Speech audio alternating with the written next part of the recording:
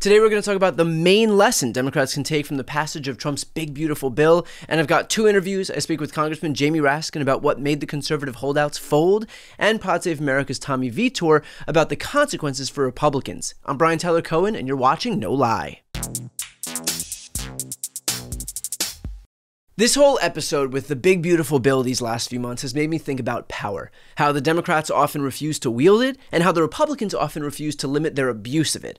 When Democrats had full control of government back in 2021, we had our own BBB, the Build Back Better Act, that we tried to pass with a similar razor-thin majority. It had all the big Democratic priorities: climate funding, childcare, universal preschool, child tax credit, paid family leave, Medicare expansion, ACA subsidies, caps to out-of-pocket healthcare costs, and it was all paid for by imposing a 5% tax on individual earners who were making over $10 million and an additional 3% tax on those with incomes over $25 million, along with a 15% minimum corporate tax on businesses that had profits over $1 billion.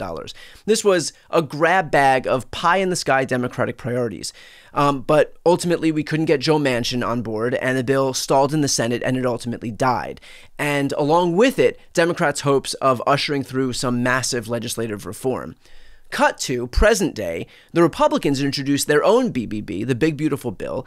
It was basically a foil to the Democratic BBB, and this was a grab bag of Republican priorities. They cut health care for 17 million Americans, food assistance from 3 million Americans, eliminate school meal access for 18 million kids, substantially raised health care premiums for seniors with ACA coverage. They'll send energy costs soaring, and they added nearly $4 trillion to the debt, all to pay for a tax cut for millionaires and billionaires, and fund ICE to such a degree that if it was a military, it would be the 16th best funded military on earth.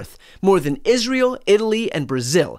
Republicans, too, had razor-thin majorities like when the Democrats had in 2021, but despite the fact that you have Freedom Caucus members whose entire identity is predicated on reducing the deficit, they voted for it. Despite the fact that you have frontline Republican members who are going to bear the electoral brunt of this aggressively unpopular bill in their House races, they voted for it.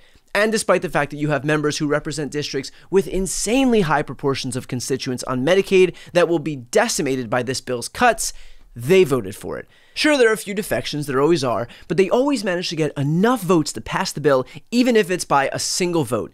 The point is that even with majorities and legislation that is popular, the Democrats always seem to be a vote away from getting it done.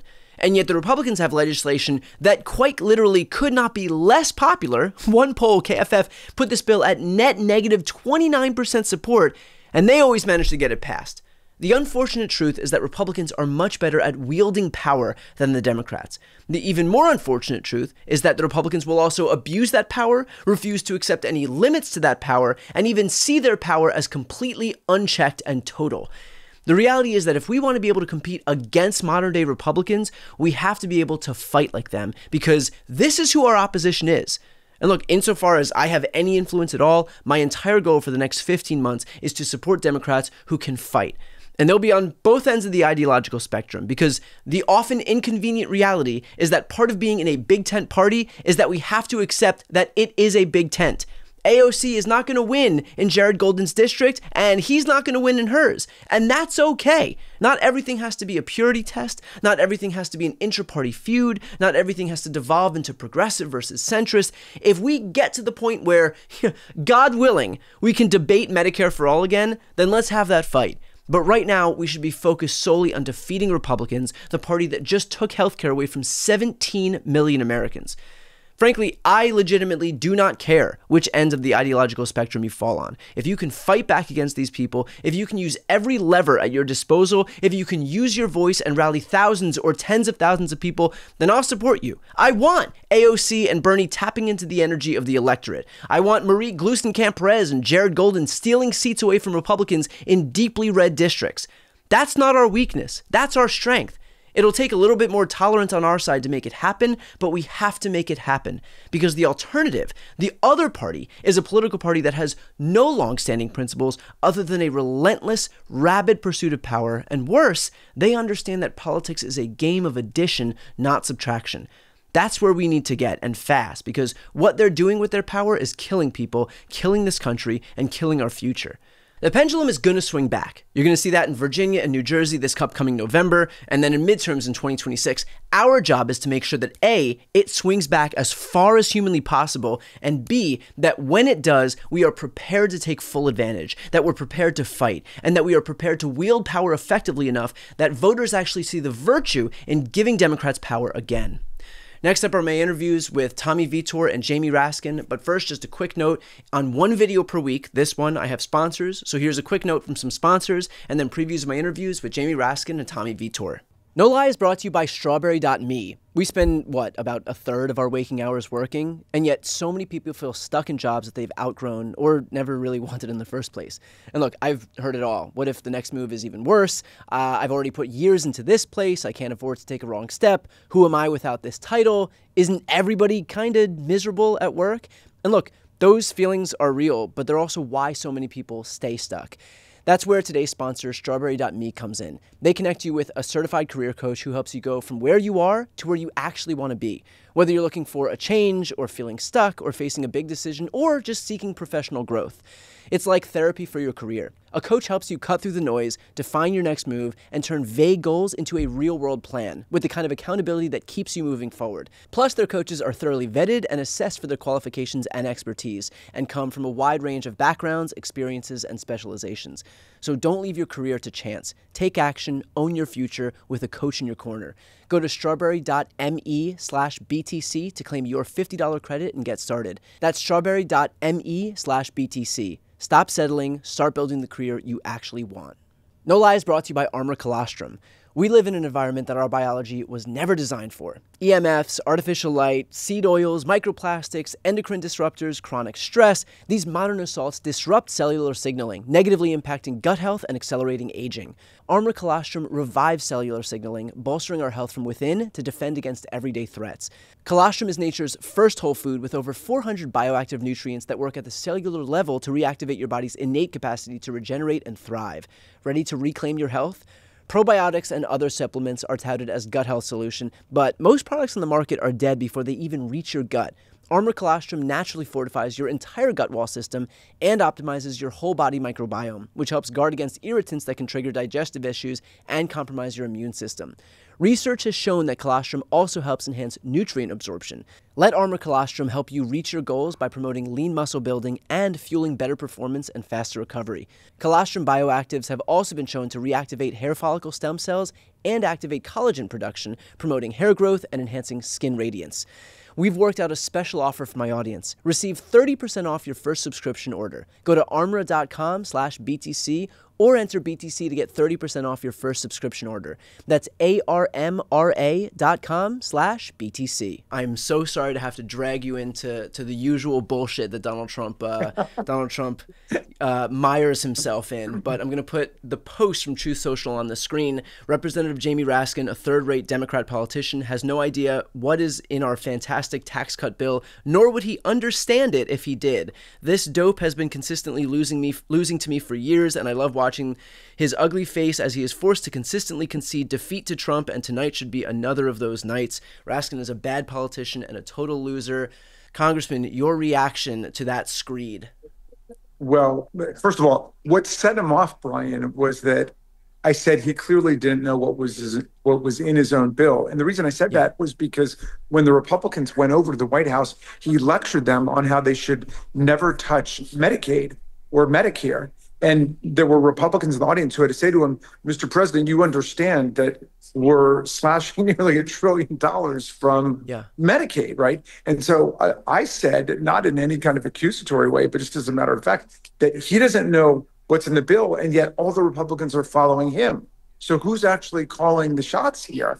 And that's apparently what set him off.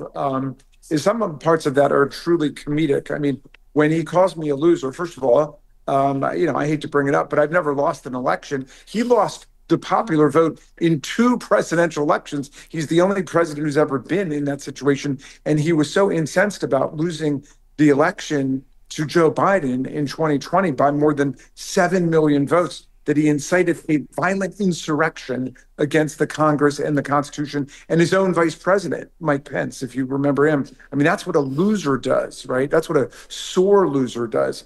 So, it didn't make me happy that he called me ugly, but I guess that puts me in the same company as, Zorn Mundani and Bruce Springsteen and about 50 beautiful actresses who he hates.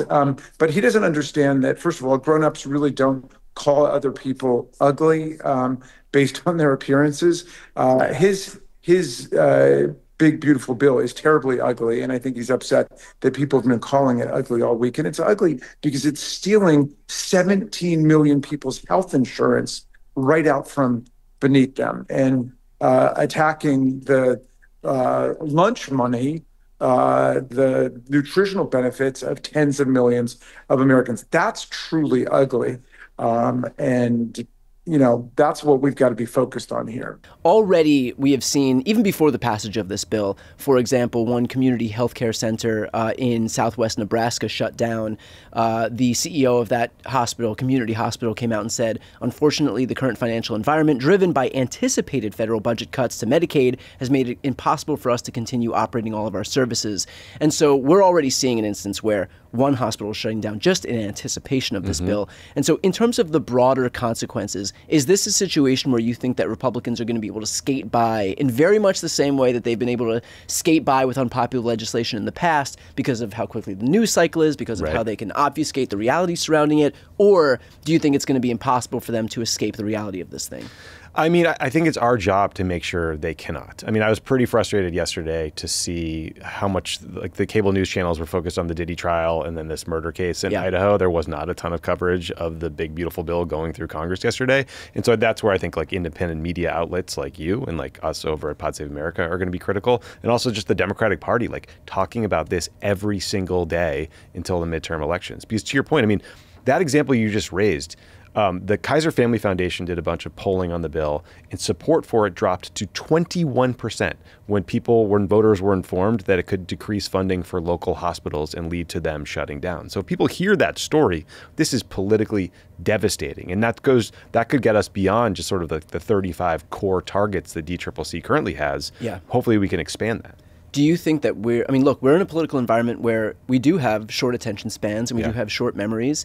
I mean, I was thinking yesterday about the fact that when Roe was overturned, it felt like such a massive blow, and it was, but we're the next presidential cycle saw Republicans gain full control of government. Right. And this is an immediate environment where not only are there not major consequences, but you can actually get rewarded for doing the worst, most depraved things. And that's what we're seeing right now. And so do you think that we are too far away? And I know we have agency in this, but is there some concern that we're far away? We have over a year until the next election. And while this might be very much in the zeitgeist right now, that they can kind of escape by virtue of the amount of time that's going to pass. Yeah, look, I do worry a lot about that. I mean, you never know what can happen. There could be some sort of exigent event, sort of a terrorist attack. Right. I mean, look, in January of 2020, nobody thought that 60 days from then we would be in the midst of a global pandemic. Exactly. So you never know what's going to happen. Exactly. You never know what's going to happen. Donald Trump always likes to fabricate like the latest caravan full of, MS-13 guys who have Ebola or whatever right around an election. So they're going to try to change the subject to what they want. It's just incumbent on us to remind people what a piece of shit this bill is, right? Like $6 trillion in debt, according to the conservative Cato Foundation. Yeah. Massive tax cuts for the richest people in the country, throwing 12 million people off of Medicaid. I mean, this is like a cataclysmic event politically. It's going to harm real people. People are going to die. Like 50,000 people a year are going to die because of this bill. And we need to be the ones who tell those stories. Republicans will lie and spin, and Trump will say, oh, no, I said no Medicaid cuts, and there's none in this bill. And just people completely full of shit. We need to correct that. To watch the full interviews with Jamie Raskin and Tommy Vitor, click the thumbnails right here on the screen or check out the interviews playlist on my YouTube channel. You can also click the link on the screen to listen to the audio version of this episode, and of course to see more of my content, the subscribe button's on the screen as well.